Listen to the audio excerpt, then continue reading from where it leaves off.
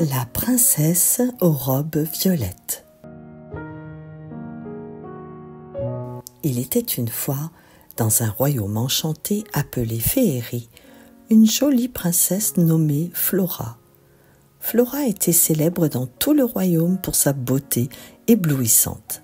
Elle avait de longs cheveux blonds dorés, comme les rayons du soleil, et des yeux bleus profonds comme le ciel d'été.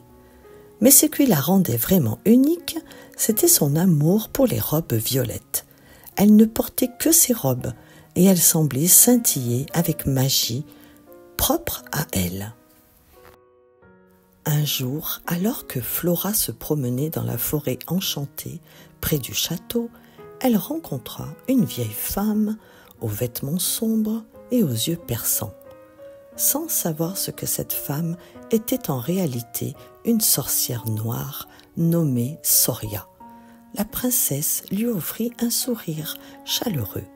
« Bonjour, madame, que faites-vous ici, seule dans la forêt ?» demanda Flora avec gentillesse. « Je cherche simplement un endroit tranquille pour me reposer, » répondit Soria d'une voix douce, masquant ses véritables intentions. Soria, jalouse de la beauté et de la bonté de Flora, décida de lui jeter un sort. D'un geste rapide de sa main, elle murmura des paroles mystérieuses et fit apparaître une fumée noire autour de la princesse. Avant que Flora ne puisse comprendre ce qui se passait, elle fut transformée en une petite grenouille violette. « Oh non, que m'arrive-t-il » s'exclama Flora, paniquée en voyant son reflet dans l'eau claire. Affolée et triste, Flora sauta jusqu'au lac le plus proche et s'aperçut de son reflet d'eau claire. Désespérée, elle se demanda comment briser ce sort et redevenir elle-même. Heureusement, Féerie était un royaume de magie et d'êtres bienveillants. Un jour, un petit elfe aux ailes étincelantes, nommé Lutin Pêcheur, découvrit la grenouille violette et reconnut la princesse. Touché par son malheur, il décida de l'aider. « Princesse Flora, je vous reconnais, que vous est-il arrivé ?» demanda Lutin Pêcheur inquiet. « La sorcière Soria m'a jeté un sort et m'a transformée en grenouille. Je ne sais pas comment redevenir moi-même, » répondit Flora tristement. Lutin Pêcheur chercha des indices dans les anciens livres de magie et découvrit que pour briser le sort, il fallait que Flora montre un acte de courage et de pur amour. « Nous devons trouver un moyen pour que vous accomplissiez un acte de courage et de pur amour.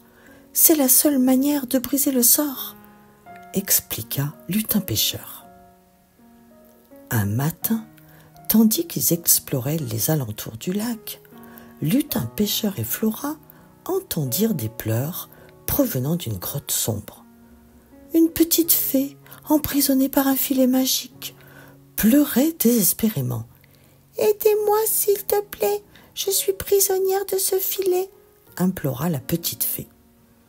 Flora, sans hésiter, sauta dans la grotte et, grâce à sa petite taille de grenouille, réussit à défaire les nœuds du filet.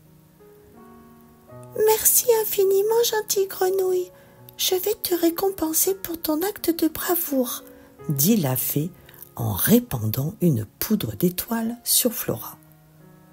Aussitôt, Flora fut transformée à nouveau en princesse. « Je suis redevenue moi-même, merci petite fée » s'exclama Flora émue. Flora et Lutin Pêcheur retournèrent au château où ils furent accueillis avec joie et admiration. La princesse raconta son aventure et les villageois comprirent que ce n'était pas sa beauté extérieure, mais son cœur pur et courageux qui faisait d'elle une véritable princesse. « Je suis fière de toi, Flora, tu as montré un grand courage et un amour véritable, » dit le roi en serrant sa fille dans ses bras. Quant à Soria, elle ne montra plus jamais le bout de son nez dans le royaume de Féerie, redoutant le courage et l'amour qui régnait désormais dans le cœur de la princesse Flora. Et ils vécurent heureux pour toujours.